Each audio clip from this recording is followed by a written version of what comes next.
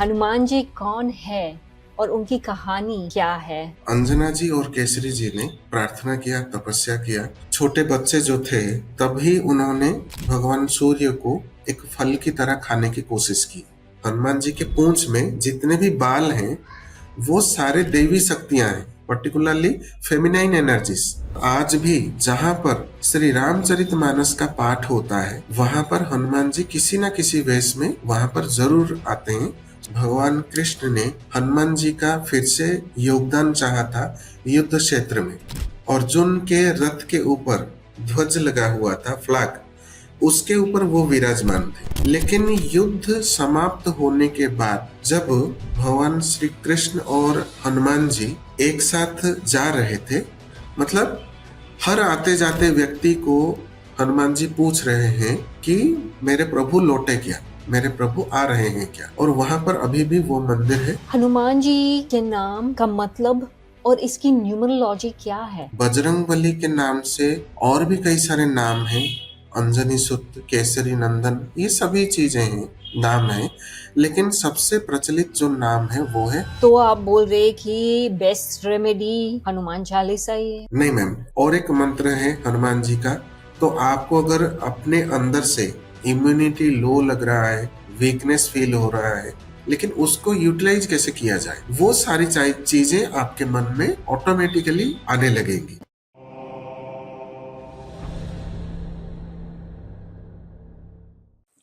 जब भी कोई संकट आता है, जब भी राह मुश्किल लगती है, सिर्फ एक नाम लेने से हिम्मत आ जाती है। हनुमान। हनुमान जी सिर्फ एक देवता नहीं है, वो एक ऐसे शक्ति है जो हर घर में, हर दिल में, हर मुश्किल घड़ी में याद की जाती है। लेकिन आज हम हनुमान जी को एक बिल्कुल नई नजरिए से देखेंगे, न्यूमरोलॉजी के आंखों से। आज के इस एपिसोड में हम जानेंगे कि कैसे हनुमान जी की हर शक्ति, हर रूप, हर कहानी न्यूमरोलॉजी से जुड़ी है। कैसे उनके नाम की वाइब्रेशंस हमारी जिंदगी बदल सकती है और कैसे उनकी साधना से हम अपने अंदर के हिडन पावर्स को जगा सकते हैं। इस स्पिरिचुअल और साइंटिफिक जर्नी में हमें गाइड करने के लिए हमारे साथ है न्यूमरोलॉजी और वैदिक विजडम के एक्सपर्ट सरब्यू जी। तो तैयार हो जाइए एक ऐसी यात्रा के लिए जो आपको हनुमान जी के बारे में सब कुछ नए अंदाज में समझाएंगे। नमस्ते सरवीर जी, कैसे आप? नमस्ते मैम, मैं ठीक हूँ, आप कैसे हैं?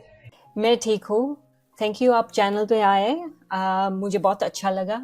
ये पॉडकास्ट थोड़ा अलग होने वाला है क्योंकि हम न्यूमरोलॉजिकली देखने वाले हैं, हनुमान जी के बारे में सुनने वाले हैं और उसकी रेमेडीज भी हम डिस्कस करने वाले हैं। Right ma'am.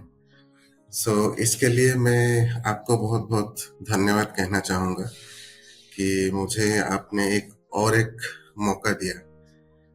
और हमारे जैसे कि संस्कृति है या फिर हमारे धर्म के अनुसार या हमारे माइथोलॉजिकल जो भी टॉपिक्स हैं उसके ऊपर हम जाने और अंक शास्त्र के माध्यम से हम इनको लिंक करके उनकी विशेषताओं को समझ पाए। तो ये जो अवसर और ये जो अपॉर्चुनिटी मुझे मिला है उसके लिए मैं आपको बहुत बहुत थैंक यू करना चाहूँगा। नो वरीज सरबी जी, एनी टाइम। चलो हम शुरू करते हैं पहले सवाल से। हनुमान जी कौन है और उनकी कहानी क्या है? Right ma'am. सो जैसे कि हम किसी भी देवी देवताओं के बारे में कितना भी बोलें या फिर कितने भी हम टॉपिक्स कंटेंट इकट्ठा कर लें वो कम ही रहेगा। लेकिन फिर भी जैसे हम न्यूमरोलॉजी के हिसाब से जानेंगे तो यहाँ पर मैं बताना चाहूँगा, जो उनके माता हैं अंजना जी और केसरी जी जो उनके पिता हैं। तो केसरी जी वो एक राजा थे और अंजना जी और केसरी जी ने प्रार्थना किया, तपस्या किया और महादेव जी से ये प्रार्थना किया कि उनको एक ऐसा संतान मिले कि जो बल और बुद्धि में सक्षम हो और उसके साथ साथ वज्र जैसा बल हो और वायु और बुद्धि के जैसा तेज हो और रुद्र के जैसा वो बलवान हो। तो ये जो उनका मंशा था या उनका जो एक प्रार्थना था महादेव जी से, महादेव जी ने अपने रुद्र का एक अंश और वायु का जो गति है उसको यज्ञ में समाहित करके अपने तेज से उनको आशीर्वाद किया। तब उसके बाद हनुमान जी का जन्म हुआ। तो वो तो सबसे पहले बोले गए कि अंजनी पुत्र या अंजनी नंदन या केसरी नंदन, जो अपने माता पिता के नाम से आता है। लेकिन जो कि उनका जो जन्म हुआ चैत्र मास शुक्ल पक्ष और पूर्णिमा की तिथि को उनका जन्म हुआ था और वो मंगलवार था। तो इन सब तिथि और नक्षत्र में जन्म होने के बाद और इतना तेज और इतना बल ये सब मिलने के बाद उनमें जनरली हम अगर देखें एक्टिवनेस बहुत छोटा वर्ड हो जाएगा। वो इतने एक्टिव थे या इतना उनका गति तेज था कि उनको कंट्रोल कर पाना बहुत ही मुश्किल था। तो बचपन में ही ऐसे खेलते हुए जब उन्होंने सूर्य की तरफ देखा, यानी कि सूर्य भगवान की तरफ देखा, तो उनको लगा कि ये एक फल है। और जब वो भूखे थे तो वो प्रयास किए कि उसको खाने के लिए, क्योंकि उनको फल की तरह नजर आ रहा था। तो उसको खाने के लिए जब वो आगे बढ़े, उसी वक्त क्या हुआ, इंद्र भगवान की ओर से राहु को एक वरदान मिला था कि जब वो भूखे हों और उनको खाने के लिए सूर्य और चंद्र दिया गया था, और वो पर्टिकुलरली अमावस्या की तिथि पर ही वो उनको खा सकते थे। लेकिन उसी दौरान वो अमावस्या था और उस वक्त राहु भी आगे बढ़ रहा था सूर्य भगवान को ग्रहण लगाने के लिए या खाने के लिए, जिसको हम नॉर्मल भाषा में करते हैं। तो हनुमान जी की गति, हनुमान जी का बल और पराक्रम देखकर वो आश्चर्यचकित होकर इंद्र भगवान की तरफ गया और कहा कि भगवान, जो आपने मुझे आशीर्वाद दिया है वो तो झूठ साबित हो रहा है, क्योंकि और एक कोई दूसरा पर्सन उनकी तरफ आगे बढ़ रहा है उनको ग्रसित करने के लिए, खाने के लिए, जो कि मेरा हक छीन रहा है। तो जैसे ही ये बात इंद्र भगवान को पता चला तो उन्होंने अपने जो आशीर्वाद या जो वचन है उनका, उसको पालन करने के लिए और हनुमान जी को वहां से हटाने के लिए अपने वज्र का प्रयोग किया। और इस वज्र के प्रभाव से या उसके आघात से हनुमान जी मूर्छित होकर गिर गए और उनका जो ठोड़ी है, ये वाला हिस्सा, वो टूट गया। तो इस वजह से वो मूर्छित हो जाने पर, चूंकि भगवान महादेव का उनके ऊपर आशीर्वाद था, उनके आशीर्वाद से वो जन्म हुए थे। दूसरा, जो वायु की तरह तेज का वरदान जो मिला था वो वायुदेव से मिला था। तो यहाँ पर वायुदेव, ये सारा जो प्रक्रिया घटित हुआ ये सभी देख रहे थे। क्यों देख रहे थे? क्योंकि वायुदेव हर एक जगह पर उपस्थित है और इसी वायु की वजह से हर एक जीव जीवित है, जो हर कोई अपने सांस से वायु को ले रहा है और बाहर भी छोड़ रहा है। तो वायुदेव तुरंत गए और हनुमान जी को अपने गोद में लिया और बड़े ही दुख से उनके सिर पर हाथ फैलाते हुए गुस्से में आकर पूरे सृष्टि में वायु को बंद कर दिया। इस वजह से कई सारे लोग का जीवन चलने लगा या लोग मरने लगे। तो सृष्टि में हाहाकार मच गया। सभी देव देवताएं वहां पर एकत्रित हुए और उसके बाद उनको वरदान दिया, जीवित किए, और ब्रह्मा जी भी प्रकट हुए।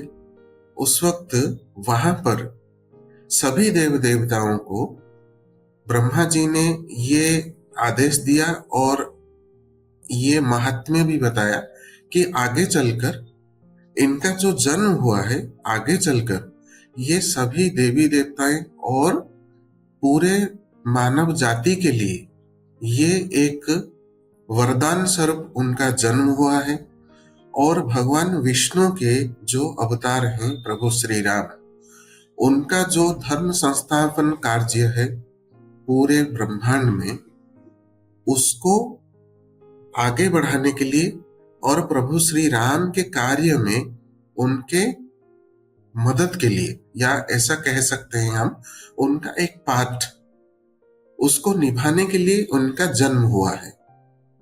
तो जैसे सप्त चिरंजीवी हैं, चिरंजीवी यानी जो अमर हैं, और वो चारों युगों तक उनका उपस्थिति रहेगा, तो उनमें से एक चिरंजीवी है हनुमान जी।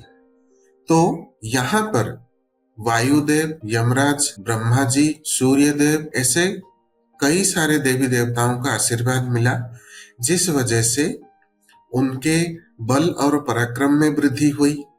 किसी भी अस्त्र से ना बनने का जो वरदान मिला वो भगवान शिव की तरफ से मिला।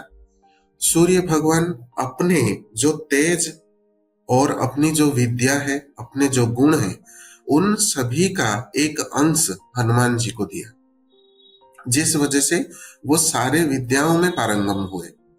यमराज जी ने वरदान दिया कि किसी भी जगह पर आपको मेरा स्पर्श नहीं मिलेगा, यानी कि यमराज ही जैसे किसी के प्राणवायु को लेकर जाते हैं, तो इनका कभी भी किसी भी परिस्थिति में मृत्यु से सामना नहीं होगा, या मृत्यु को ये प्राप्त नहीं होंगे। दूसरा, अजर अमर वरदान भी मिला वरुण देव से, और कुबेर जी की तरफ से सारे अस्त्र शस्त्र मिले, और स्पेशली जो हनुमान जी का गदा है वो भी कुबेर जी से प्राप्त हुआ है। और उसके साथ साथ जितने भी धन संपदाएं हैं वो सभी का आशीर्वाद भी मिला, जिस वजह से हम हनुमान जी को एक ऐसे देवता मान सकते हैं कि सर्वगुण संपन्न। आप देखेंगे किसी भी देवी देवता में पर्टिकुलरली किसी एक चीज का या किसी भी एक तत्व का हमें दृष्टांत मिलता है, लेकिन हनुमान जी को जैसे सभी देवी देवताओं का आशीर्वाद मिला है, उसमें हम ये उनको कह सकते हैं कि सर्वगुण संपन्न, या सारे मनोकामनाओं की पूर्ति, या सारे विद्याओं का एक, और उसके साथ सारे बल और बुद्धि का समाहार भी हम कह सकते हैं।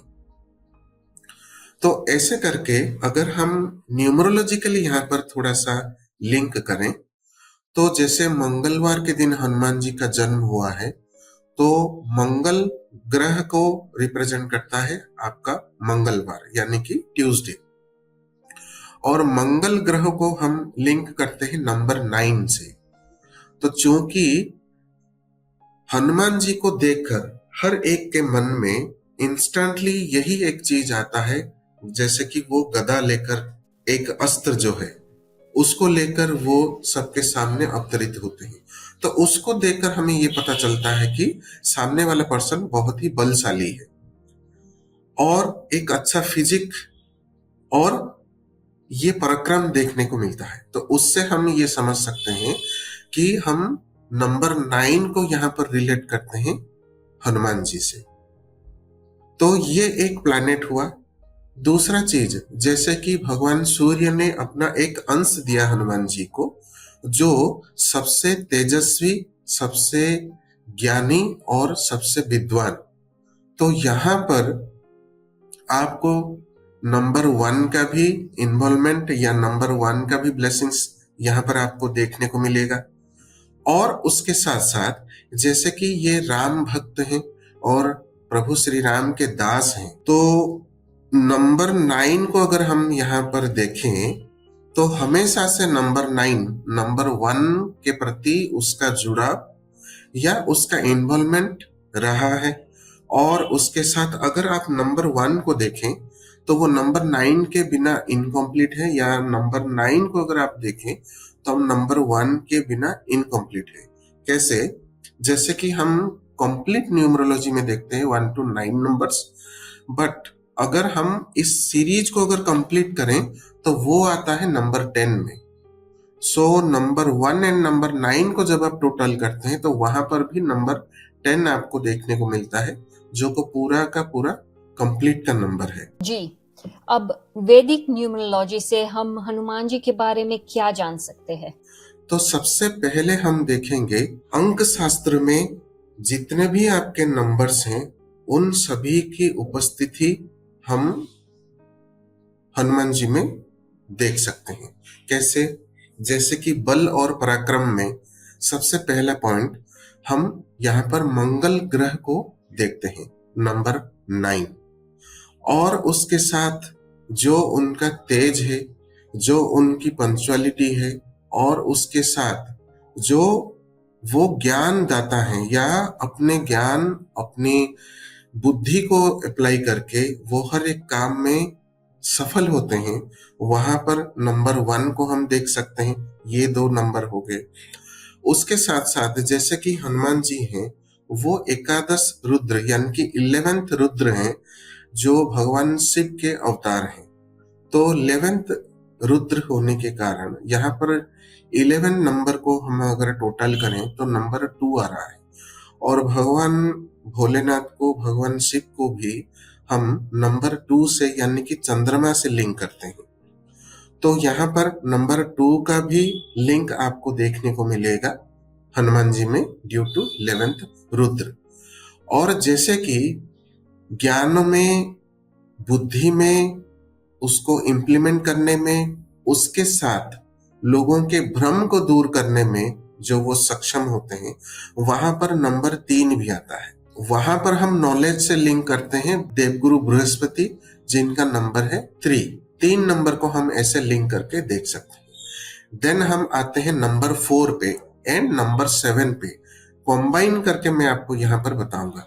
जैसे कि उनका इंद्र की वज्र का मार लगने की वजह से थोड़ी टूट गया था, और थोड़ी को हम कहते हैं हनु, और जो ये थोड़ी टूट गया वो एक तरह से बंदर की तरह दिखने लगे और उनका नाम हनुमान आ गया। तो यहाँ पर देखिए, जो सिर वाला पार्ट है वो किसी वानर की तरह दिख रहा है, और जो उनका शरीर है वो मानव शरीर की तरह दिख रहा है। तो जहां पर हम राहु की बात करते हैं तो सिर्फ सिर की बात करते हैं, और जब हम केतु की बात करते हैं तो सिर्फ शरीर का बात करते हैं, वहां पर सर नहीं होता है। तो यहाँ पर जो एक कॉम्बिनेशन बन रहा है, ये 4 and 7 का कॉम्बिनेशन बन रहा है। तो 4 and 7 कॉम्बिनेशन में हम अगर दोनों नंबर को अलग अलग बात करें तो 4 नंबर होता है बुद्धि में तेज, या यूं कह सकते हैं बुद्धि और ज्ञान को सही जगह पर सही समय पर जो यूटिलाइज कर पाता है वो होता है राहु। और जो फिजिकली स्ट्रांग होता है और फिजिकली एक्टिव रहता है और अपने बल को उपस्थित करता है सबके सामने, वो होता है केतु। तो इन दोनों का जो कॉम्बिनेशन आ गया आपका, वो आपका राहु और केतु का समाहार यहाँ पर आपको देखने को मिलता है। तो आपका नंबर 1, 2, 3, 4, 7 एंड 9 हो गए।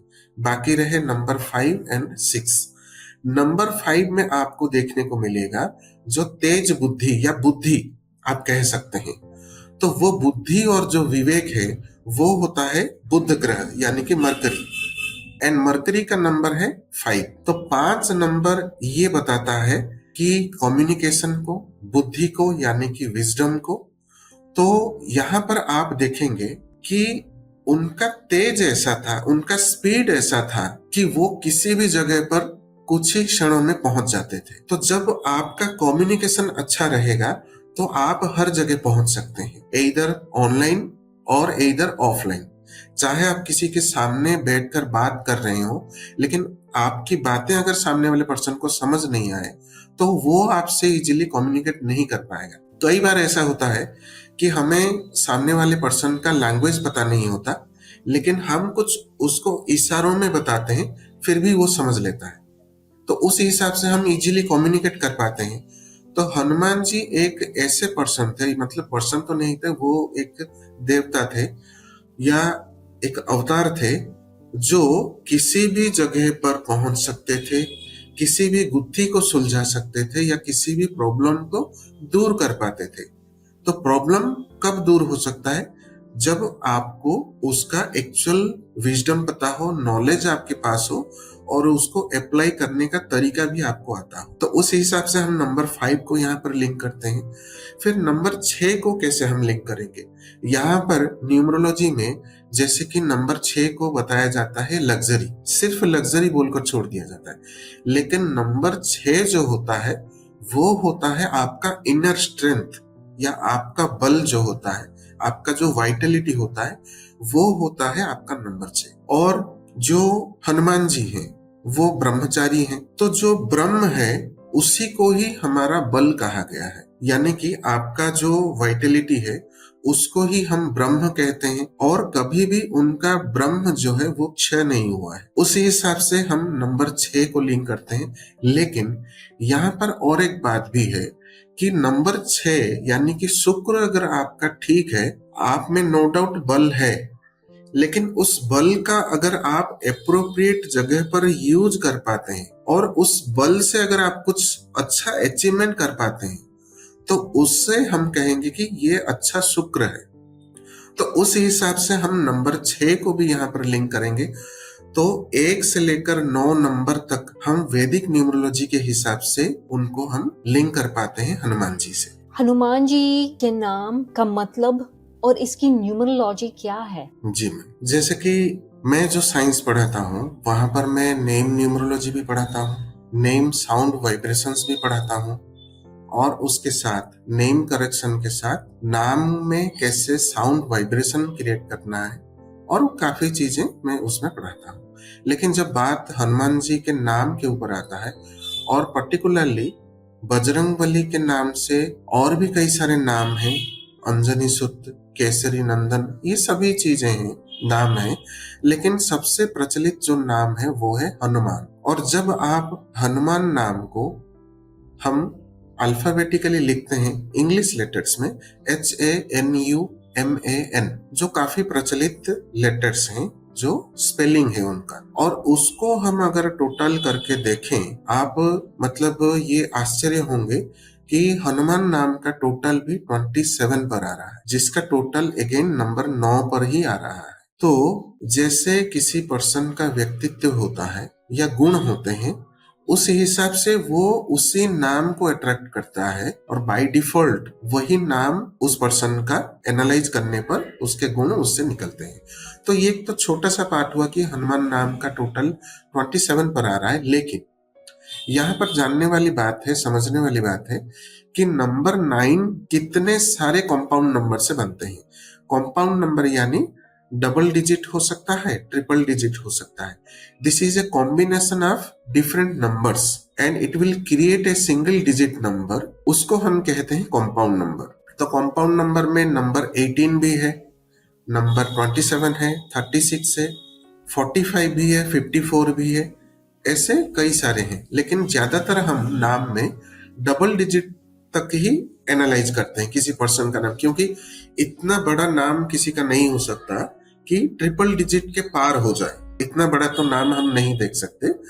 तो डबल डिजिट में अगर हम देखें तो 27 is a very good compound number of 9। जैसे हम 27 नक्षत्र भी देखते हैं और किसी मंत्र को अगर हम जाप करते हैं तो 21 बार जाप करते हैं, 27 बार जाप करते हैं, तो 27 नंबर को एक शुभ संख्या माना गया है हमारे हिंदू संस्कृति में। ये एक डिवाइन नंबर भी हम कह सकते हैं। और उसके साथ 27 नंबर व्यापार में, बुद्धि में और मैनेजमेंट में काफी अच्छा वर्क करता है। 27 नंबर हम किसी भी बिजनेसमैन को दे सकते हैं, जहां पर बुद्धि और विवेक का प्रबल व्यवहार यूज हो, वहां पर भी हम दे सकते हैं। या कहीं पर अच्छा मैनेजमेंट होना चाहिए या किसी मैनेजमेंट या किसी हायर अथॉरिटी पर्सन को हम 27 नंबर उनके नाम के लिए दे सकते हैं। तो ये तो हो गया नेम न्यूमरोलॉजी के हिसाब से।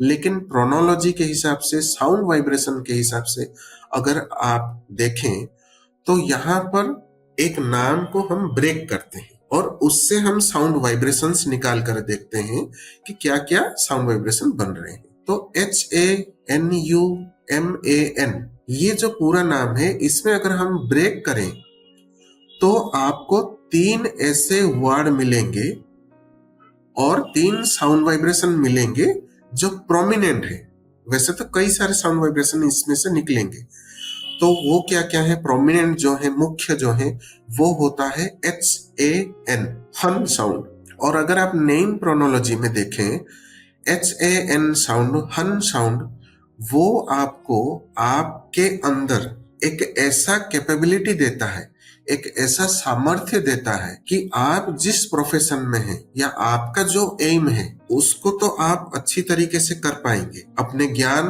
बुद्धि और बल से। उसके साथ साथ आप उसी विद्या की वजह से, उसी प्रोफेशन या आपके काम की वजह से चारों ओर वायरल भी होंगे, यानी कि पब्लिक फेस बन सकते हैं आप।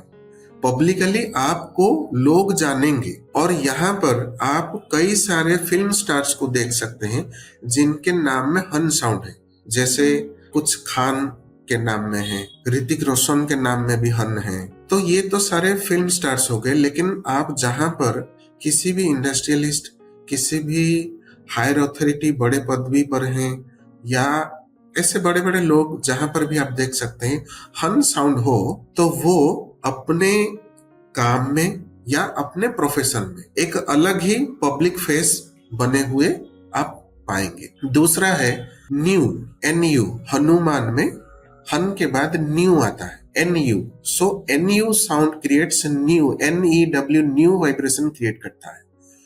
तो न्यू साउंड, जैसे कि न्यू वर्ड का अर्थ है नया, तो आप हनुमान जी का जो पूरे जितने भी हमने पुराणों में पढ़े हैं वहां पर आपको देखने को मिलेगा हर एक जगह पर हर एक नया माइलस्टोन उन्होंने क्रिएट किया है, और उनका एक एक स्टेप ही एक कहानी बन चुका है या एक पुराण में एक पार्ट बन चुका है, जिससे हमें बहुत कुछ सीखने को मिलता है। फिर उसके बाद लास्ट में अगर हम देखें तो वो और एक साउंड वाइब्रेशन क्रिएट करता है, that is MAN, man.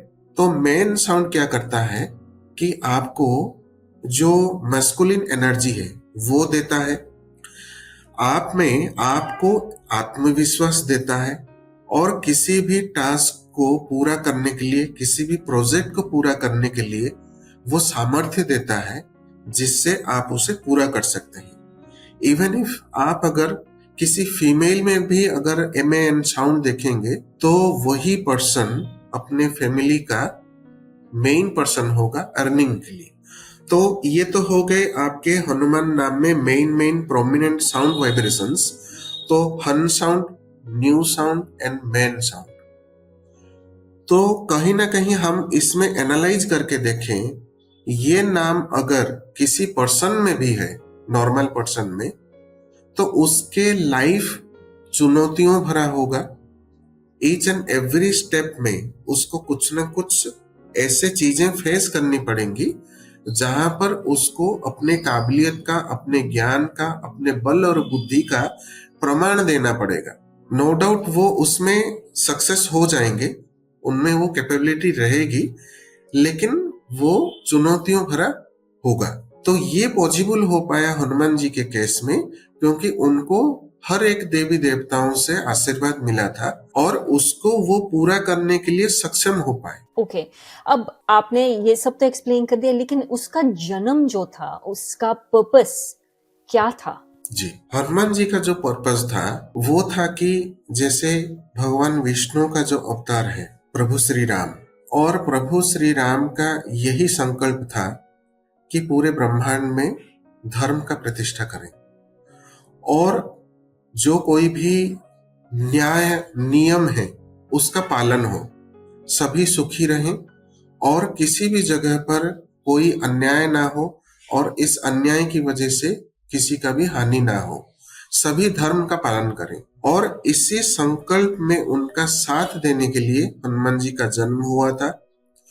And basically जो हम नंबर 9 को यहाँ पर लिंक करते हैं, नंबर 9 है मंगल का, और नंबर 9 इस चीज को भी रिप्रेजेंट करता है आपके धर्म को। जो आपका धर्म है, जो आपका कर्तव्य है, जो आपके फैमिली, सोसाइटी के प्रति जो भी आपका कर्तव्य है, उसको रिप्रेजेंट करता है नंबर 9। तो जैसे कि मैंने शुरू से ही कहा था, नंबर 9 एंड नंबर 1 दोनों ही आपस में जुड़े हुए हैं, और नंबर 1 हमेशा उसको नंबर 9 का सपोर्ट चाहिए, नंबर 9 को भी नंबर 1 का सपोर्ट चाहिए, जिस वजह से ये दोनों मिलकर कंप्लीट हो सकते हैं। तो ये आपको जानकर हैरानी होगी कि जैसे भगवान राम जो हैं वो रघुवंशी हैं, सूर्यवंशी हैं, तो यहाँ पर देखिए लिंक आ जाता है नंबर 1 का। और प्रभु श्री राम को जैसे सूर्यवंशी कहा गया है, वहां पर हम नंबर 1 को देखते हैं, एंड भगवान हनुमान जी को देखते हैं हम नंबर 9 से। तो यहाँ पर 1 और 9 का कॉम्बिनेशन आ गया। तो उस हिसाब से नंबर 1 को नंबर 9 का हेल्प मिला। और आप ये देखेंगे जब उन्होंने वनवास के लिए निकल पड़े और जब हनुमान जी से उनका साक्षात्कार हुआ, तब से लेकर अंत तक हनुमान जी उनके साथ हमेशा ही रहे। जी, और इसका पर्पस तो हमको पता चल गया, लेकिन उसकी जो लाइफ थी उसका क्या एम था? देखिए, कोई भी एक अवतार होता है, वो एक पर्पस लेकर आते हैं जरूर, लेकिन हमें उनसे कुछ मैसेज पाना होता है, इस वजह से उनका अवतार होता है और उसी अवतार से हमें कुछ मैसेज मिलता है। बोथ आर को रिलेटेड। तो सबसे पहली बात है कि हम अपने कर्तव्य से ना हटें, जिसे हम कहते हैं धर्म। लेकिन धर्म को हम आजकल इस बात से मतलब कंफ्यूज हो रहे हैं कि धर्म ये सब पुरानी चीजें हैं, ये इसमें काफी सारे अंधविश्वास जुड़े हुए हैं, काफी पुरानी बातें हैं, आजकल ये बातें चलती नहीं है, काम नहीं करते हैं। लेकिन वो अलग बात है। सबसे पहला जो धर्म का अर्थ है, दैट इज योर रिस्पॉन्सिबिलिटी, वही है आपका धर्म। लेकिन इस वर्ड को हम मिसकम्युनिकेट होते हैं, या हमें भ्रम है कि धर्म यानी पुरानी चीजें या अंधविश्वास वाली चीजें। सो सबसे पहला है कि हमारा रिस्पॉन्सिबिलिटी क्या है, कि हमें जो दायित्व मिला है उसको हम अच्छी तरीके से निभाएं। हमारा जो काम है हम उसे अच्छी तरीके से करें, और उसके साथ हम कभी कोई भी इलीगल चीजें ना करें। राइट। तो यहाँ पर एक नंबर हमारे जहम से निकल गया था, that is number 8। And number 8 को हम कैसे लिंक करते हैं हनुमान जी से, और वहीं से ही हमें और एक मैसेज मिलेगा जो कि बहुत इंपॉर्टेंट है। नंबर 8 जैसे कि सैटर्न यानी कि शनि ग्रह का नंबर है, और यहाँ पर आपने देखा होगा जहां पर लंका में शनि देव को बंदी बना दिया गया था, रावण ने बंदी बना दिया था शनि देव को, और वहां से मुक्त किए हनुमान जी ने शनि देव को। और वहां पर शनि देव का वरदान मिला कि कभी भी कोई रोग, कोई दोष या कोई भी किसी श्राप और मेरी जो टेढ़ी दृष्टि है, इन सब का आपके ऊपर कभी भी कोई प्रभाव नहीं पड़ेगा। और जब भी किसी के ऊपर शनि ढैया हो, शनि दशा हो, वक्री हो, इन सभी चीजों का जो नेगेटिव इफेक्ट है वो नहीं पड़ेगा जो आपकी आराधना करेगा। तो सबसे पहली बात आता है कि हनुमान जी अपने कर्तव्य के प्रति हमेशा वफादार रहे, या उसको अच्छी तरीके से उन्होंने निभाया, कभी भी गलत रास्ते में नहीं गए, या अपने शक्तियों का दुरुपयोग वो कभी किए नहीं, जो रिप्रेजेंट करता है सैटर्न को, नंबर 8 को भी। और यही मैसेज भी हमें मिलता है कि अगर हम अपने बुद्धि, विवेक और बल को सही दिशा में उपयोग करें तो हमें सक्सेस तो मिलेगा ही, उसके साथ साथ हम पॉपुलर भी होंगे, या हम अपने फील्ड में नंबर 1 पे आएंगे। ये मैसेज जरूर मिलता है। दूसरा है कि आप अपने डेट ऑफ बर्थ से या आप अपने कुंडली से आपको पता चलता है कि आप इस चीज के लिए बने हुए हैं। तो पर्टिकुलरली अगर आप उस दिशा में प्रैक्टिस करते हैं या प्रयास करते हैं तो आपको जरूर सक्सेस मिलेगा। जैसे हनुमान जी का जन्म हुआ था प्रभु श्री राम के संकल्प में भागीदार होना, और उनके साथ साथ धर्म प्रतिष्ठा में उनको हेल्प करना। तो जब उनको ये चीज पता चला तो वो उसी काम में जुट गए, और हमेशा से वो सिर्फ प्रभु श्री राम का ही नाम लेते थे।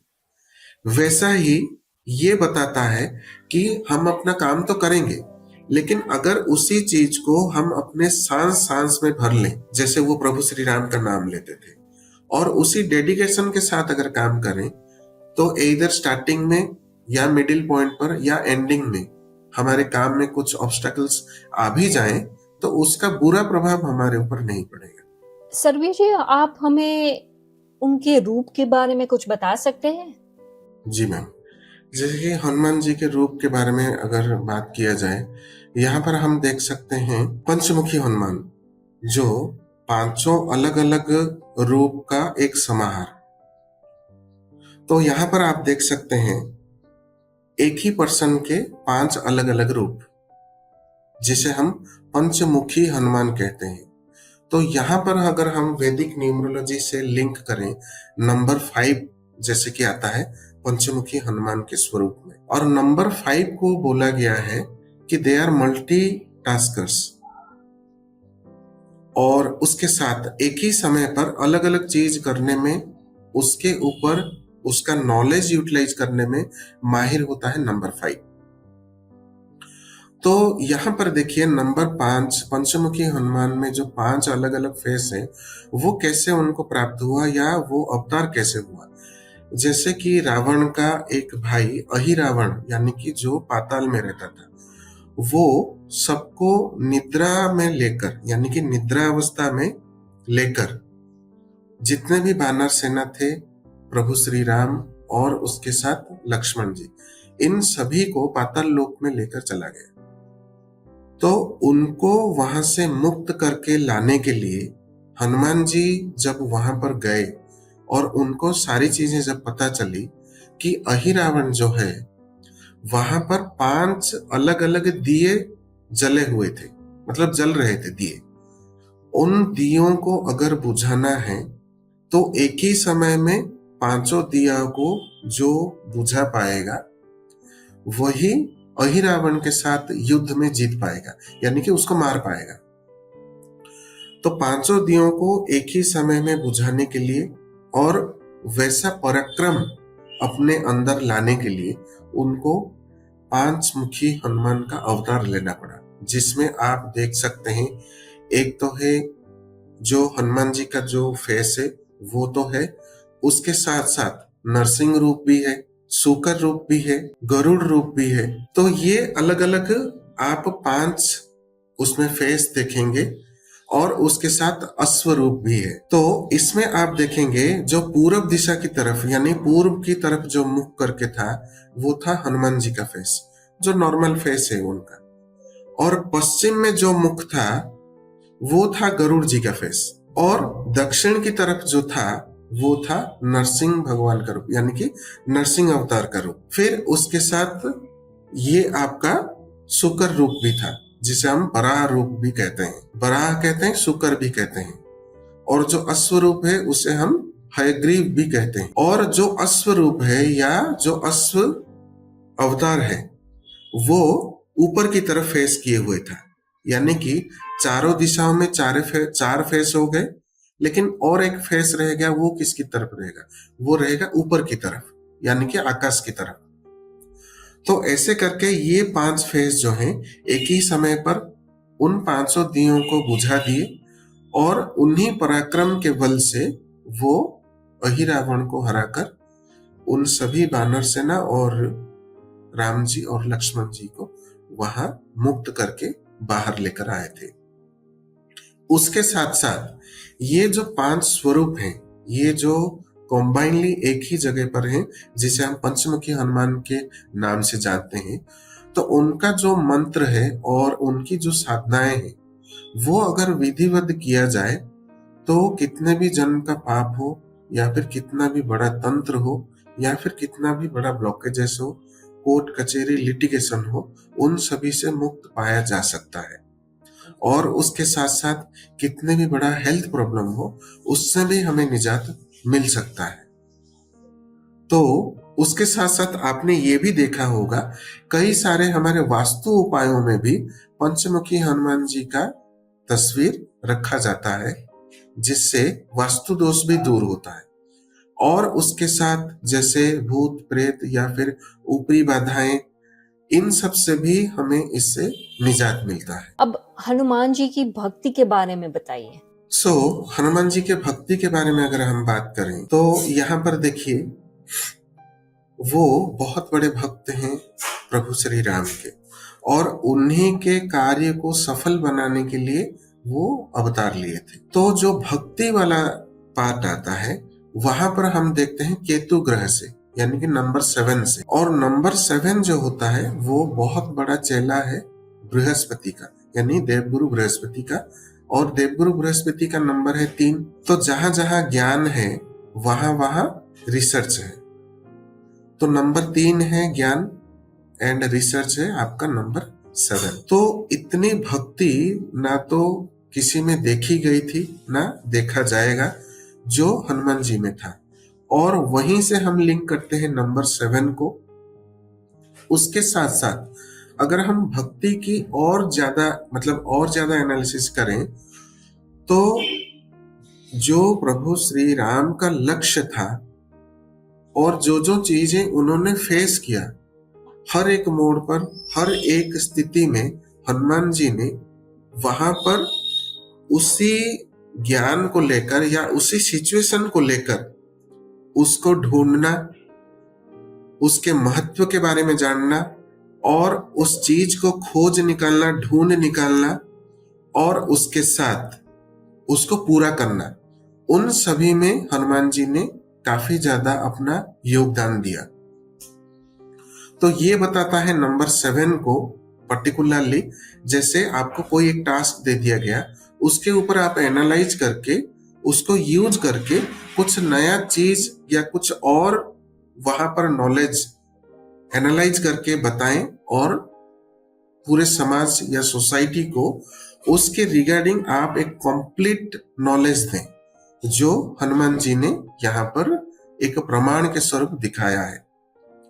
और उसके साथ हनुमान जी अपने गुरु मानते थे, अपने इष्ट मानते थे प्रभु श्री राम को, जैसे कि हमने नंबर 3 से यहाँ पर इनको लिंक किया हुआ है। तो नंबर 3 एंड 7 कॉम्बिनेशन भी आपको देखने को मिल सकता है प्रभु श्री राम एंड हनुमान जी में। जैसे युद्ध समाप्त होने के बाद जैसे सभी अयोध्या आ गए, फिर एक दिन ऐसा हुआ कि माता सीता जो हैं वो सिंदूर लगा रही थी, और उस वक्त उन्होंने माता सीता से पूछा कि आपने जो ये सिंदूर लगा रहे हैं ये किस चीज का है, मतलब किसके लिए आप ये लगा रहे हैं। तो माता सीता ने हनुमान जी को ये बताया कि जो सिंदूर है वो ये प्रतीक है, ये एक इंडिकेशन है कि हम अपने पति के प्रति सरेंडर हैं, या ये मेरे पति के जीवित होने का एक इंडिकेशन है। और उसके साथ साथ जो सौभाग्यवती महिलाएं हैं वो ये बताती हैं कि हमारे जो पति देव हैं उनका स्वास्थ्य अच्छा रहे, उनका मंगल हो, और उसके साथ मैं पतिव्रता हो पाऊं, इन सभी का इंडिकेशन है। तो जैसे कि हनुमान जी खुद को समर्पित मानते थे अपने प्रभु श्री राम के प्रति, और प्रभु श्री राम को अपना स्वामी भी मानते थे, यानी कि ऑल इन ऑल। स्वामी का अर्थ हो गया ऑल इन ऑल। तो जैसे एक स्त्री के लिए उसका पति ऑल इन ऑल होता है, वैसे ही हनुमान जी प्रभु श्री राम को मानते थे। तो उन्होंने क्या किया, उसी कलर के सिंदूर को अपने पूरे बदन पर उन्होंने लगा दिया। तो ये एक भक्ति का और एक उदाहरण मिलता है यहाँ पर कि जिसको हमने गुरु माना, इष्ट माना या स्वामी माना, उनको रिप्रेजेंट करने के लिए कि ये मेरे स्वामी हैं, उनको रिप्रेजेंट करने के लिए अपने पूरे शरीर को उसी रंग से उन्होंने रंग लिया था। जी, अब हनुमान जी की सेवा का क्या इंपॉर्टेंस है?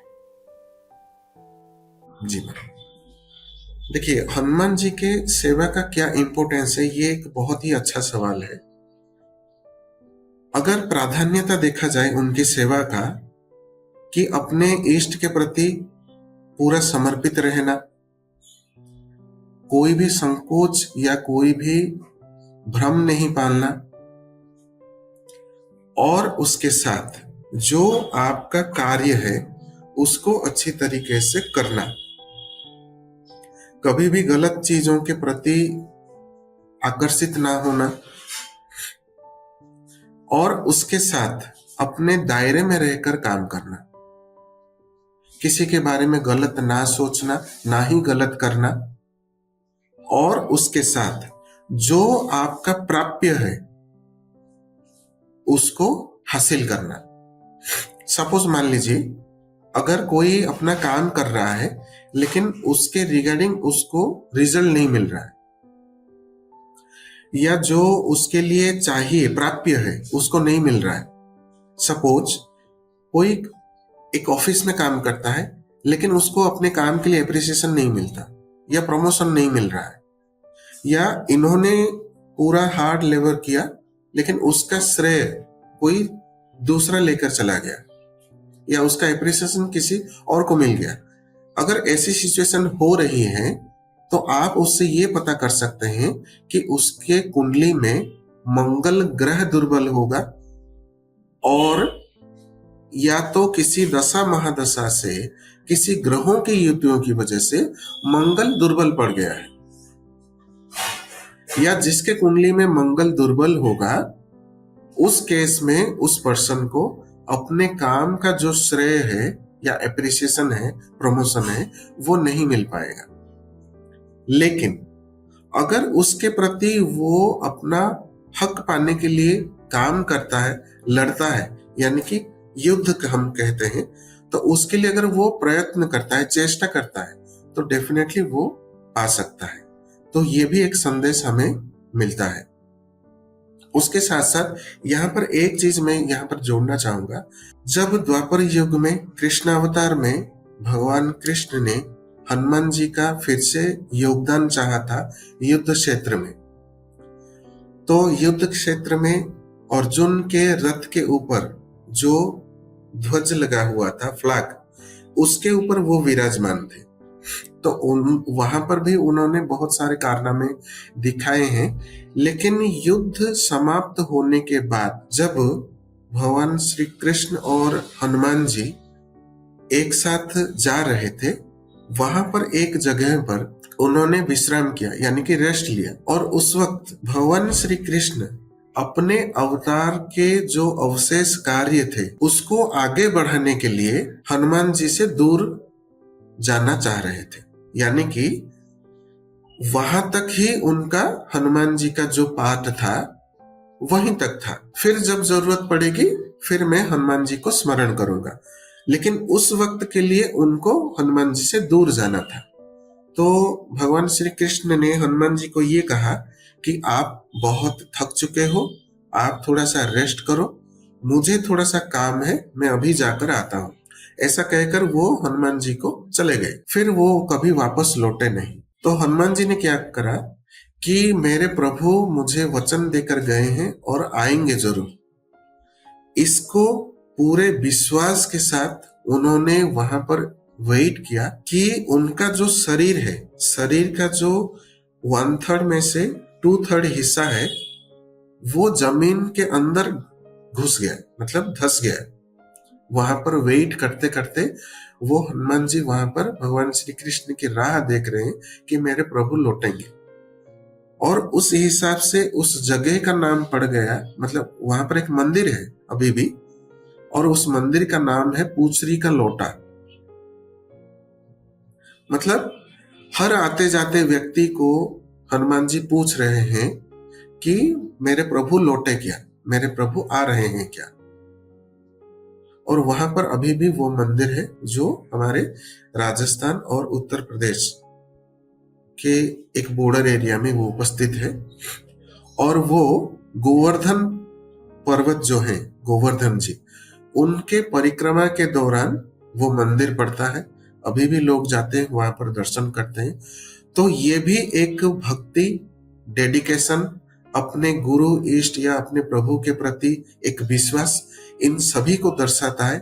और यही मैसेज हमें मिलता है कि चाहे आप किसी को गुरु बनाए ना बनाए, लेकिन आपने जो ज्ञान सीखा है, एटलीस्ट उस नॉलेज के प्रति उतना विश्वास रखिए कि आपने जिस पर्पज के लिए सीखा है वो पर्पज जरूर फुलफिल होगा। हनुमान जी के पराक्रम की क्या मिसालें हैं?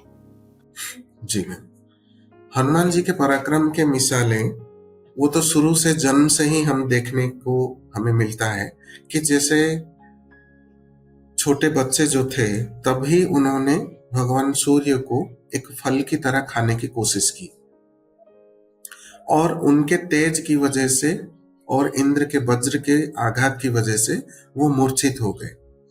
उसके बाद सारे देवी देवताओं का आशीर्वाद मिला। फिर उसके बाद वो एक एक काम करते गए प्रभु श्री राम के साथ धर्म संस्थापना के कार्य में आगे बढ़ते हुए कई सारे असुरों का वध किया। जितनी भी परेशानियां रास्ते में आई उन सबको दूर किया। उसके साथ साथ जब रावण के साथ युद्ध करने के लिए सेतु बंध का प्रतिष्ठा किया गया, उस वक्त जितने भी पत्थर समुद्र में बहाए जाते थे रखने के लिए वो सारे डूब ही जा रहे थे। लेकिन उस वक्त जैसे उन्होंने एक एक पत्थर के ऊपर प्रभु श्री राम का नाम लिखा और वो तैरने लगा, तो उस वक्त वो सेतुबंध तो प्रतिष्ठा कर पाए। लेकिन उससे पहले भी अगर आप देखें, जो माता सीता कहां पर है उसका जो संधान करना, खोज निकालना, वो सारी चीजें भी हनुमान जी ने पूरे ब्रह्मांड में घूमकर माता सीता का जो पता लगाया था, वो एक पराक्रम का बहुत बड़ा मिसाल है। फिर उसके बाद सेतु बंध का प्रतिष्ठा होना, फिर उसके बाद युद्ध में कई सारे असुरों का संहार करना, उसके साथ हनुमान जी प्रभु श्री राम और लक्ष्मण जी को अपने कांधे में बिठाकर उड़कर उनको साथ ले जाना, उसके साथ लक्ष्मण जी का जब वो मूर्छित अवस्था में थे और उसके साथ उनको बचाने के लिए जो वो जड़ी बूटियों का संधान करके एक पर्वत ही उठाकर ले आए थे, वो भी एक मिसाल है। फिर उसके साथ लंका में घुसकर अपने जो आकृति है छोटा करके कहीं पर वो चले जा रहे थे, फिर विशाल रूप दिखाकर कई सारे असुरों का वध किया। जैसे आप ये भी देख सकते हैं कि अपना जो वज्र शरीर है, और यहाँ तक आप इसमें और एक चीज भी देख सकते हैं कि लंका दहन, स्वर्ण की लंका को जलाने में जब वो उसको जलाए पूरे स्वर्ण की लंका को, तो उसको यहाँ पर ये देखा गया है कि लंका के जितने भी राक्षस थे उनको जलाने के लिए जब उनके पूंछ में तेल के कपड़े सारे लगाए गए, तो उसको वो इतना प्रशस्त कर दिया कि उससे पूरे लंका में उन्होंने आग लगाकर उसको जला दिया, लेकिन खुद जले नहीं। तो यहां तक ये भी वरदान मिला है। यहाँ पर एक चीज मैं और जोड़ना चाहूंगा, जो हनुमान जी के पूंछ में जितने भी बाल हैं, हनुमान जी के पूंछ में जितने भी बाल हैं वो सारे देवी शक्तियां हैं, पर्टिकुलरली फेमिनाइन एनर्जीज। और वो जो फेमिनाइन एनर्जीज हैं वो सारे हनुमान जी के पूंछ में बाल के आकार में वो रह गए वहां। सरबी जी, ये शायद मेरा आखिरी सवाल है। हमने हनुमान जी की पूरी लाइफ के बारे में न्यूमरोलॉजी थ्रू जानने की कोशिश की। अब जितना हो सका हमने किया, क्योंकि हनुमान जी के बारे में हम तो बहुत बातें कर सकते हैं। लेकिन अगर हम ये जो हमारी अभी की लाइफ है उसके साथ हम हनुमान जी के साथ जोड़ना चाहते हैं या कुछ रेमेडीज चाहते हैं, तो इसमें हम क्या क्या चीजें कर सकते हैं जो हमारी लाइफ को अच्छे तरीके से बदल सकती है? जैसे हम सभी देवी देवताओं के बारे में जानते हैं या उनके मंत्र जाप करते हैं या फिर कोई भी उनके पूजा पाठ करते हैं, वैसे ही हनुमान जी के संदर्भ में अगर हम बात करें तो उनका ज्ञान, उनका मंत्र, उनके श्लोक, उनके कवच और रेमेडी के तौर पर अगर हम बात करें तो वाइड रेंज पर काफी सारे पॉसिबिलिटीज हैं, यानी कि प्रशस्त हैं, काफी सारे उपाय हैं। तो उनमें से मुख्य उपाय मैं आज आपको हमारे इस सेशन में आपके सारे दर्शकों को बताना चाहूंगा कि जैसे हर एक ग्रह है, 1 से लेकर 9 तक नंबर्स हैं, ऐसे कई सारे कुंडली में योग हैं, दोष हैं। उन सभी प्रॉब्लम को दूर करने के लिए हनुमान जी का काफी सारे उपाय हैं।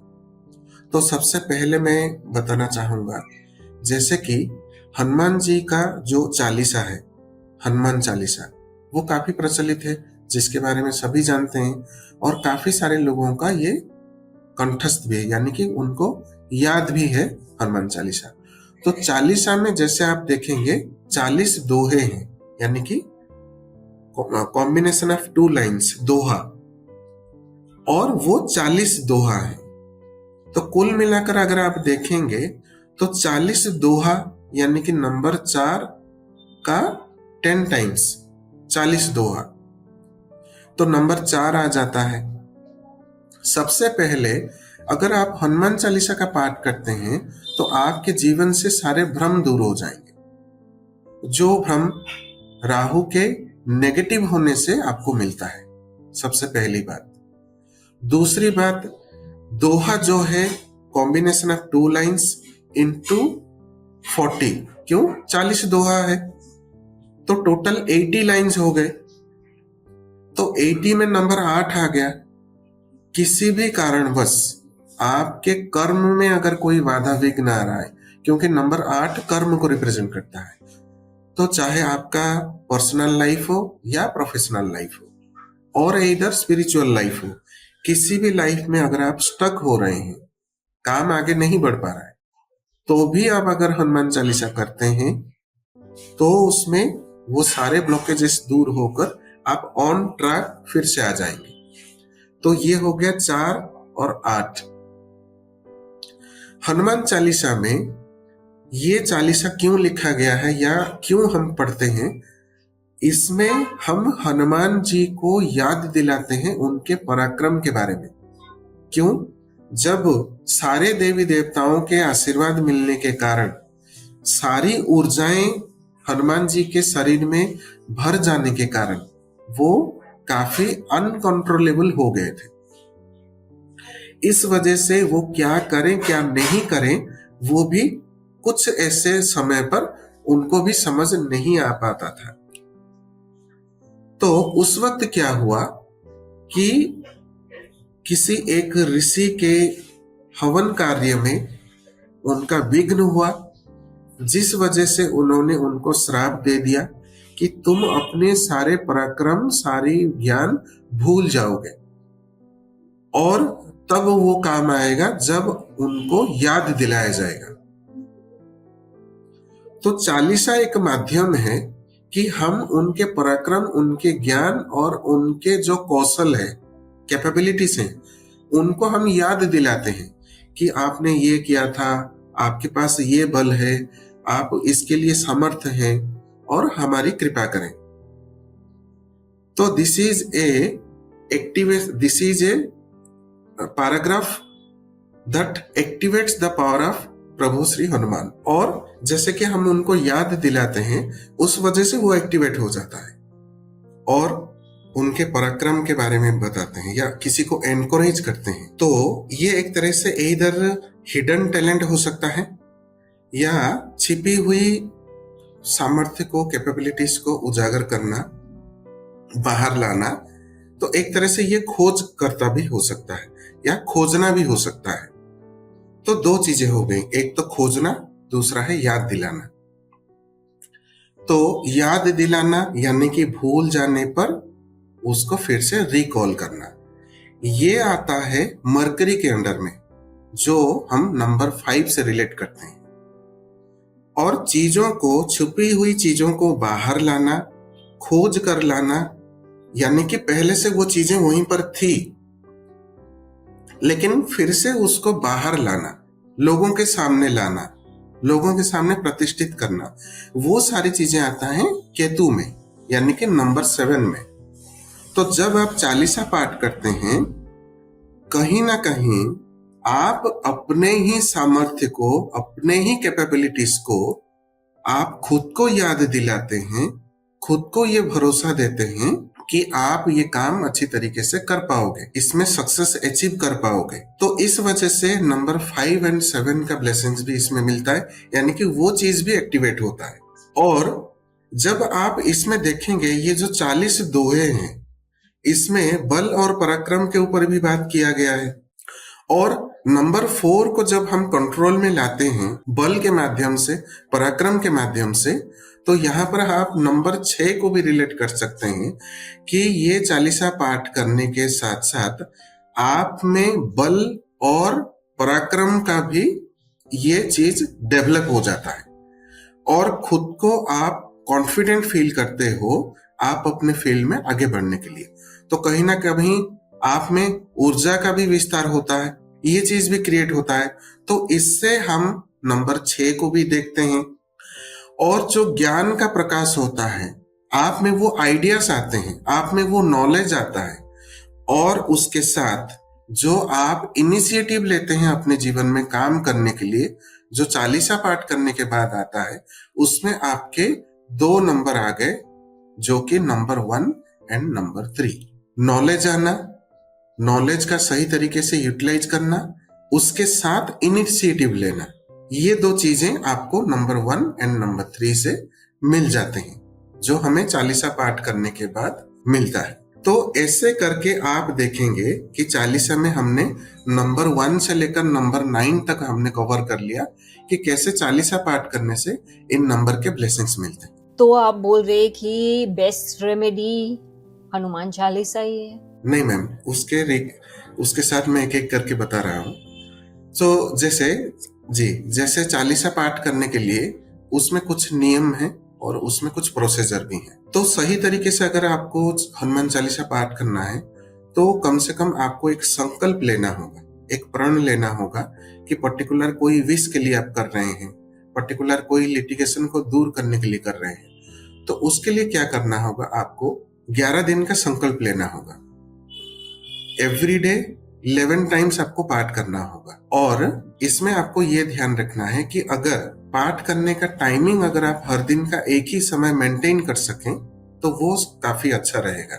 यानी कि सपोज अगर आप ब्रह्म मुहूर्त में पाठ करते हैं सुबह 4 बजे के आसपास, या इवनिंग में 5 o'clock करते हैं, या रात को सोने से पहले करते हैं, जो टाइम आप डिसाइड करते हैं उसी टाइमिंग में अगर आप रेगुलर बेसिस पे पाठ करें तो वो बहुत ज्यादा असरदायी होता है। तो आपने सबसे पहले एक तांबे के लोटे में या पीतल के लोटे में थोड़ा सा पानी लेना है, एक दिया प्रज्वलित करना है, और अपने हाथ में फूल लेना है, थोड़े से अक्षत लेना है, और थोड़ा सा पानी अपने हाथ में डालकर अपने मन ही मन प्रार्थना करना है, हे रामदूत हनुमान। सिर्फ हनुमान ना कहकर हे रामदूत हनुमान। तो उस वक्त क्या होता है, जो संकल्प आप लेते हैं वहां पर जब प्रभु श्री राम का नाम जुड़ जाता है, वहां पर हनुमान जी पूरा का पूरा एक्टिवेट तो होते ही हैं, उसको वो भी प्रण ले लेते हैं कि ये काम करके देना है इसे। तो हे रामदूत हनुमान, मेरा ये समस्या है, इससे मुझे बाहर निकालें, और इसके लिए मैं संकल्प लेकर 11 दिन का हर रोज 11 बार हनुमान चालीसा का पाठ करूंगा, और आप अपने हिसाब से मेरी हेल्प करें। ऐसा ना बोलें कि आपको ये करना ही है, ये चीज उन पे छोड़ देना है कि आप अपने हिसाब से इसको करें। तो आपके लिए जो बेहतर, जिस वे में बेहतर होगा उस हिसाब से वो करेंगे, लेकिन करेंगे जरूर। तो 11 बार आप एवरीडे पाठ करेंगे। वहां पर संकल्प लेते हुए जो अपने हाथ में फूल, अक्षत और 1 रुपए का सिक्का, चाहे किसी भी डिनोमिनेशन का हो सकता है, एक कॉइन ले लीजिएगा, वो अपने हाथ में लेकर संकल्प ले लीजिएगा, और जहां पर आप पाठ कर रहे हैं एक आसन बिछाकर वहां पर बैठेंगे, और वहीं पर ही वो सारी चीजें आप वहां डाल देंगे, जमीन पर ही। वो फूल, थोड़ा सा पानी, अक्षत और वो कॉइन तो आपने नीचे रख दिया, वो वहीं पर भी रखा रहेगा। फिर रेगुलरली आप वहीं बैठकर 11 बार 11 दिनों तक हनुमान चालीसा का पाठ करेंगे। 12वें दिन यानी कि 11 दिन हो गया आपका, 12वें दिन क्या करेंगे, वो फूल और वो अक्षत आप किसी पीपल के पेड़ के नीचे रख जाएंगे और जो वो कॉइन होगा वो आप किसी मंदिर में या फिर किसी जरूरतमंद पर्सन को कुछ ना कुछ आप खाने के लिए देंगे और उसके साथ ये कॉइन भी आप उन्हें दे देंगे। तो ये एक कंप्लीट प्रोसेस है, हनुमान चालीसा के माध्यम से हम अपने कैसे विश फुलफिलमेंट कर सकते। दूसरा चीज ये तो हो गया एक सबसे पहला प्रोसेस। दूसरा प्रोसेस मैं आपको बता रहा हूं। हनुमान जी का सबसे प्रभावशाली, सबसे बहुत ही पावरफुल श्री रामचरितमानस में सुंदरकांड का पाठ है। श्री रामचरितमानस में कई सारे ऐसे पाठ हैं जिसको हम कांड के नाम से जानते हैं, जैसे कि बाल कांड, अयोध्या कांड और उसके साथ सुंदरकांड। तो सुंदरकांड में पर्टिकुलरली आपके हनुमान जी के ऊपर वर्णना किया गया है। तो अगर कोई भी पर्सन ये भी संकल्प लेकर सेम प्रोसेस में सुंदरकांड का अगर पाठ करते हैं तो वो तो 11 बार पाठ करने के लिए काफी सारा समय लगेगा, वो कम से कम दिन में एक बार ही पाठ करें। वो 11 दिन का पाठ कर सकते हैं, 21 दिन का पाठ कर सकते हैं और इधर 11 मंगलवार का संकल्प ले सकते हैं कि हर मंगलवार के दिन एक सुंदरकांड का पाठ करें, या 3 मंगलवार या 9 मंगलवार कर सकते हैं। तो उससे क्या होगा, बड़े से बड़े लिटिगेशन हो, कोई भी ऐसा इश्यू हो जिसको सॉल्व करने के लिए कहीं से भी रास्ता नजर ना आ रहा हो, या काफी सारे शत्रु बन गए हो, परेशान कर रहे हो, उन सभी प्रॉब्लम में सुंदरकांड का पाठ करके हम उससे बाहर आ सकते हैं। ये हो गया दूसरा। तीसरा हो गया नॉर्मल लेवल पर कोई भी पर्सन इतना संकल्प नहीं ले पाता या इसको मेंटेन नहीं कर पा रहा हो, एक ऑर्डिनरी पर्सन भी, हनुमान जी का एक स्तोत्र है हनुमत स्तवन। स्तवन का अर्थ है प्रसन्न करना, यानी कि खुश करना। और उसमें जो हम हनुमान जी को खुश करेंगे उसी दौरान उसी स्तवन में यानी कि उस स्तोत्र में हनुमान जी को उनके शक्तियों को याद दिलाने वाले चीजें भी वहां पर लिखी गई हैं। तो एट द सेम टाइम हम उनके शक्ति को याद भी दिला रहे हैं और उनको खुश भी कर रहे हैं। तो हनुमत स्तवन रेगुलरली अगर कोई भी पाठ करता है तो उसके सारे दुखों का अंत होता है, यानी कि प्रॉब्लम से वो बाहर आता है। तो ये हनुमत स्तवन भी काफी प्रभावशाली है, जिस वजह से मतलब जिसको अगर रेगुलरली पाठ किया जाए तो काफी सारी चीजों से, काफी सारे परेशानी से पर्सन बाहर आ सकता है। ये तीसरा हो गया। चौथा अगर हम बात करें फोर्थ रेमेडी, तो हनुमान जी का एक मंत्र है। सपोज मान लीजिए आप ट्रैवलिंग में जा रहे हैं, कहीं पर भी ट्रैवलिंग में जा रहे हैं, या घर से बाहर किसी काम से इम्पोर्टेंट काम के लिए जा रहे हैं, या मान लीजिए आपको भय है कि कोई परेशान कर सकता है, कोई आपके काम में अड़चने डाल सकता है या डाल भी रहा है, तो उस दौरान आप कम से कम 11 बार ओम हं हनुमते रुद्रात्मकाय हुं फट ये मंत्र अगर बोलकर कम से कम 11 बार आप ट्रैवलिंग में जाते हैं, किसी इंपोर्टेंट वर्क के लिए घर से बाहर जा रहे हैं, या कोई इंपोर्टेंट डील फाइनल करने जा रहे हैं, उस केस में आपको बहुत अच्छा रिजल्ट मिलेगा। आपका ट्रैवलिंग, आपका जर्नी भी बहुत अच्छा रहेगा। और उसके साथ साथ ये मंत्र पर्टिकुलरली उसके एक दिन पहले 108 बार अगर आप जाप कर लेते हैं तो वो आपको एक आपके ओरा को भी प्रोटेक्ट कर लेता है, यानी कि आपको पूरा प्रोटेक्शन भी देता है ये एक मंत्र से। दूसरा मतलब फिफ्थ मैं बताने जा रहा हूं रेमेडी।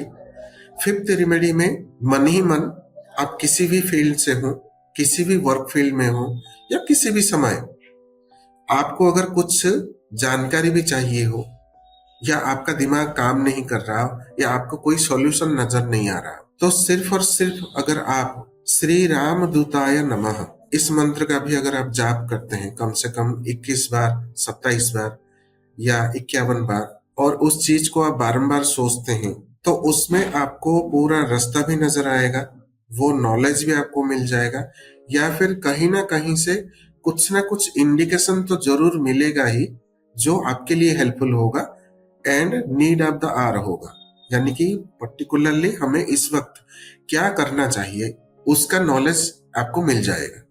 देन 6th वन में बताने जा रहा हूं, और एक मंत्र है हनुमान जी का, ओम हनुमते नमः, या फिर हनुमते नमः का भी मंत्र जाप अगर करते हैं तो आपको अगर अपने अंदर से इम्यूनिटी लो लग रहा है, वीकनेस फील हो रहा है, या फिर आपको कुछ समझ नहीं आ रहा है, सारे कैपेबिलिटीज आपके पास होते हुए भी आप उसका अगर यूटिलाइज भी नहीं कर पा रहे हो, तो उस परिस्थिति में आप अगर हनुमते नमः मंत्र का अगर रोज 21 बार भी जाप कर लेते हैं, तो आपके जो कैपेबिलिटीज हैं वो तो आपको पता है, लेकिन उसको यूटिलाइज कैसे किया जाए वो सारी चीजें आपके मन में ऑटोमेटिकली आने लगेंगी। देन 7th वन में बताने जा रहा हूं, किसी के ऊपर अगर कोई तांत्रिक क्रिया हो, किया गया हो, कोई दृष्टि लगी हो, कोई नजर दोष लगा हो, और उस वजह से जीवन में परेशानी चल रही हो, या हेल्थ खराब हो गया हो, और उसको आपको काटना है, उस नजर दोष को, इविल आई को, या तंत्र क्रिया को अगर आपको काटना है, तो सबसे पहले क्या करेंगे, ओम हंग हनुमते नमः इस मंत्र का आप रेगुलर जाप करना स्टार्ट कर दीजिए।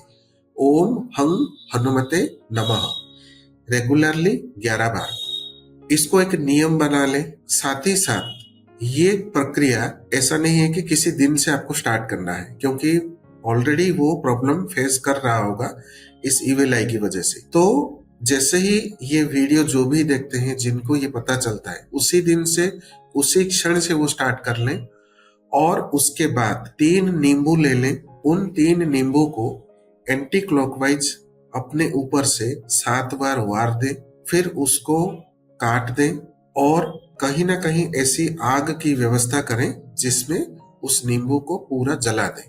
और ये जो उपाय रहेगा ये कम से कम 3 दिन आपको करना होगा। 2 नींबू लेंगे, 7 बार एंटी क्लॉकवाइज अपने ऊपर से वारेंगे, फिर उसको काट कर पूरा का पूरा जला देंगे, और ये 3 दिन का प्रोसेस रहेगा। मंत्र भी कंटिन्यूसली आपको जाप करना है, और मंत्र जाप करने के वक्त अगर आप इसे 108 बार जाप करें, आपके सामने एक पानी का ग्लास रखें, मंत्र जाप कर लें, फिर उसके बाद वही पानी वो खुद पी लें, जिससे क्या होगा, उस मंत्र से वो पानी अभिमंत्रित हो जाएगा, और वो पानी अपने शरीर के अंदर जाकर शरीर के अंदरूनी हिस्सों में भी जो भी कुछ इन इविलाई, नजरदोष या किसी भी कारण से अपना हेल्थ भी अगर खराब है, तो वो सारी चीजें भी धीरे धीरे ठीक हो जाएंगी। कि अगर किसी भी कार्य में आपको विजय चाहिए, और उसमें जो एक मंत्र आपको हेल्प कर सकता है जिसे हम कहते हैं विजय मंत्र, और वो पर्टिकुलरली प्रभु श्री राम के ऊपर है, और यहाँ पर बोथ फेमिनाइन एनर्जी,